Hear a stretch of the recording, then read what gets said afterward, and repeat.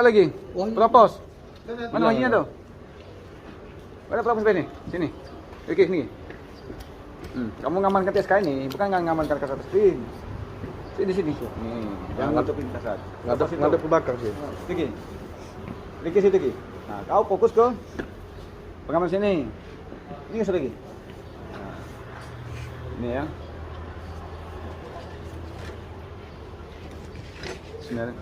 Assalamualaikum warahmatullahi wabarakatuh.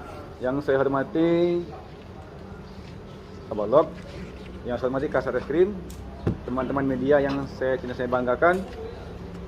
Mohon izin atas perintah Bapak Kapolres, hari ini kami akan menyampaikan press release ungkap kasus dari Satreskrim Polres Empat Lawang. Dengan sekalian, ini ada laporan polisi di bulan Juli, tepatnya tanggal 3 2021, adanya perkara pencurian dan kekerasan, ya, disertai dengan pemerkosaan. TKP-nya waktu kejadian Sabtu tanggal 3 Juli 2021 pukul 09.00. TKP-nya di sebuah pondok di Talang Padang, Desa Tanggarasa, Kecamatan Sikap Dalam. TKP.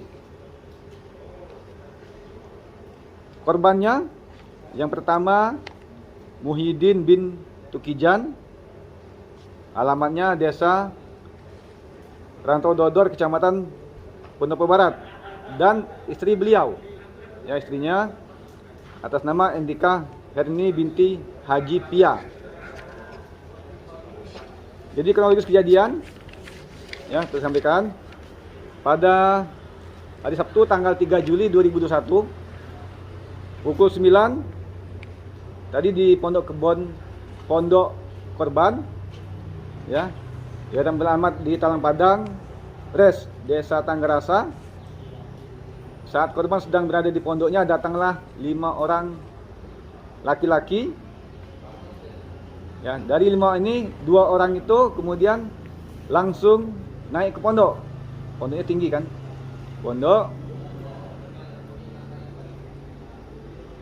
Dan langsung memaksa, secara paksa memborgol suaminya, ya, korban. Kemudian setelah itu salah satu daripada pelaku membacok